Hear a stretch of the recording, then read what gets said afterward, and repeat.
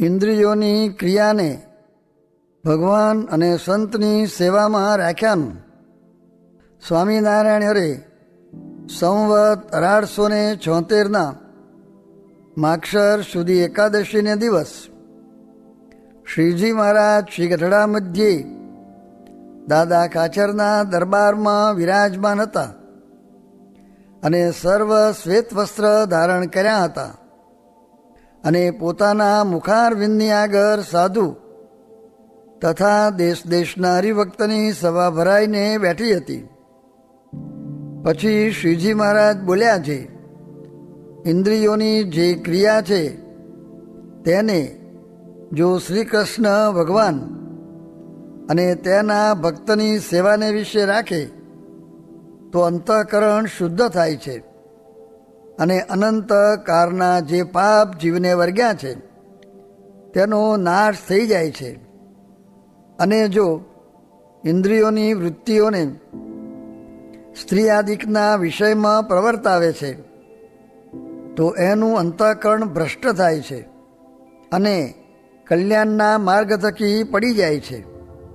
માટે શાસ્ત્રમાં જે રીતે વિષયને ભોગવ્યાનું કહ્યું છે તેવી રીતે નિયમમાં રહીને વિષયને ભોગવવા, પણ શાસ્ત્રની મર્યાદાને ઉલ્લંઘન કરીને ભોગવવા નહીં. અને સાધુનો સંગ રાખવો અને કુસંગનો ત્યાગ કરવો. અને જ્યારે એ કુસંગનો ત્યાગ કરીને સાધુનો સંગ કરે છે ત્યારે એને દેહને વિશે જે અહમબુદ્ધિ છે તે નિવૃત્તિ પામે છે અને દેહના સંબંધીને વિશે જે મમત્વ બુદ્ધિ છે તે નિવૃત્તિ પામે છે અને ભગવાનને વિશે અસાધારણ પ્રીતિ થાય છે અને ભગવાન વિના અન્યને વિશે વૈરાગ્ય થાય છે. ઇતિ વચનામૃતમ. એવી રીતે ગઢડા પ્રથમ પ્રકરણનું 8મું વચનામૃત જે તે થયું. એક રુચિવાળા બે જ હોઈએ તો હજારો ને લાખો છીએ, ને તે વિના તો હજારો ને લાખો હોઈએ તો પણ એકલા જ છીએ એમ સમજવું. સ્વામિનારાયણ હરે સ્વામીએ વાત કરી છે, પ્રસાદીનું મહાત્મ્ય સમજતા હોઈએ તો મોટાના ચરણની રસ લઈને માથે ચડાવીએ, પણ રસયુક્ત જે પ્રસાદી તે તો તેનો ગુણ જણાવે ને વિકાર પણ થાય છે. સ્વામિનારાયણ સ્વામીએ વાત કરી છે, વરતાલમાં કથા થઈ તે ફેરે ઘણા દિવસ સુધી પ્રતિલોમ કરવાની વાતું કર્યું ને કરાવ્યું. એવી રીતનો અભ્યાસ કરવા સાંભળવાનો નિરંતર રાખે ત્યારે તે વાત સમજાય ને તે માર્ગે ચલાય, પણ તે વિના થાય નહીં. સ્વામિનારાયણ સ્વામીએ વાત કરી છે, મોટાનો રાજીપો હોય તેના અંતરમાં સુખ વર્ત્યા કરે ને દેહમાં તો સુખ દુઃખ આવે તેનો તો નિર્ધાર નહીં. બાકી તેને દિન દિન પ્રત્યે શ્રદ્ધા વૃદ્ધિ પામતી જાય ને દાડે દાડે વધતો જાય. એમ વર્તે ત્યારે એમ જાણવું જે મોટા રાજી છે, ને જેણે સ્વભાવ મૂક્યો હોય ને મૂકતો હોય ને મૂકવાનો આદર હોય તે સર્વે ઉપર મોટાની દ્રષ્ટિ રહ્યા કરે. ને એક તો 100 જન્મે એકાંતિક થવાનો હોય તે આ જન્મે થાય, ને આ જન્મે એકાંતિક થવાનો હોય તેને ઉતરતાનો સંગ થાય તો 100 જન્મ ધરવા પડે. તેમાં દ્રષ્ટાંત જેમ 10 મણ પાણા સાથે 1 મણ લાકડું બાંધે તે લાકડાને બુડાડે, ને 10 મણ લાકડા સાથે 1 મણ પાણો બાંધે તે પાણાને તારે, એમ સંગમાં ભેદ રહ્યો છે. સ્વામિનારાયણ સ્વામીએ વાત કરી છે, પરલોકમાં જવું છે એવો તો કોઈ મનસૂબો જ કરતા નથી, પણ અહીં તો નહીં જ રહેવાય ને આ લોકમાં તો જાણે આવ્યા જ નથી એવું કરી નાખવું ને છેલ્લો જન્મ કરી નાખો. તે છેલ્લો જન્મ તે શું છે? ક્યાંય એ વાસના રહેવા દેવી નહીં ને આ લોકની સ્થિતિ બાંધવાનું તાન છે, પણ એ તો નહીં રહે ને ગમે એટલા કામ કરશું તો પણ સર્વે એક દિવસ મૂકીને સ્વભાવ મૂકવા છે ને સાધુ થવું છે. તે સારું કથા વાર્તા સ્મૃતિ કરવી, ગુણ ઓળખવા એ કરવાનું છે.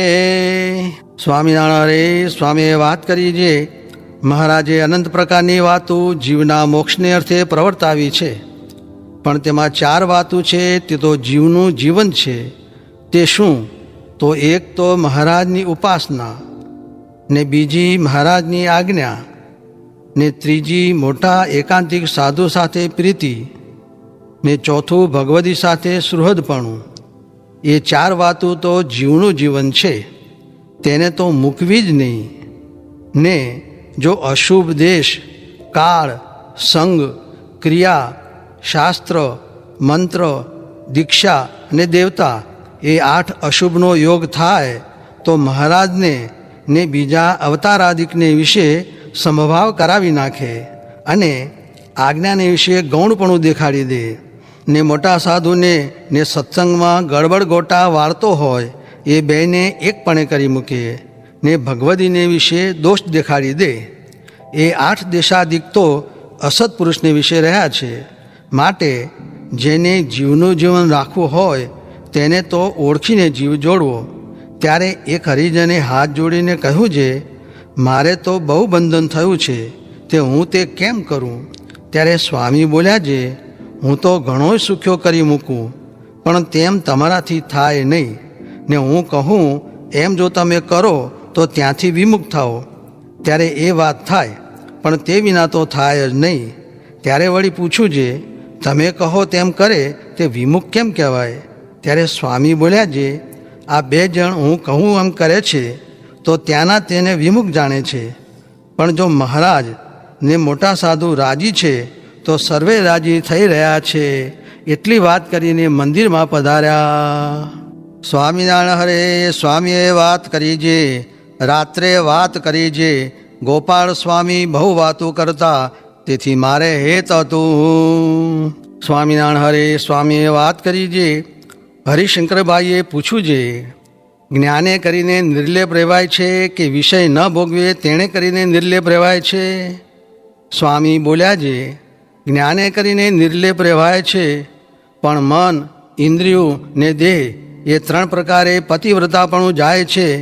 તે 2 પ્રકારે તો આપણાથી પડે તેમ નથી, પણ દેહે કરીને પાળવું એટલે 3 પ્રકારે પાળી ચૂક્યા. સ્વામિનારાયણ હરે. સ્વામીએ વાત કરી છે, આવા પ્રગટ સાધુ છે તેની મને, વચને ને દેહે કરીને સેવા કરવી કે વિનય કરવો એ તો નહીં, પણ 4 ભેળા થઈને કહે છે, આ આવો છે ને આ આવો છે, એમાં શું પાક્યું? પણ વ્યર્થ કાલો ન નેતવ્યો ભક્તિમ ભગવતો વિના એ ક્યાં પડે છે? સ્વામિનારાયણ હરે. સ્વામીએ વાત કરી છે, મહારાજ કહે, જળ ભરતને સુખજીના જેવો વૈરાગ્ય, ગોપીઓના જેવો પ્રેમ ને ઉદ્ધવને હનુમાનના જેવું દાસત્વપણું એવો થાય ત્યારે ખરો ભક્ત નિકર કાચપ કહેવાય. તે વિચારીને જોવું છે એમાં કેટલી કસર છે.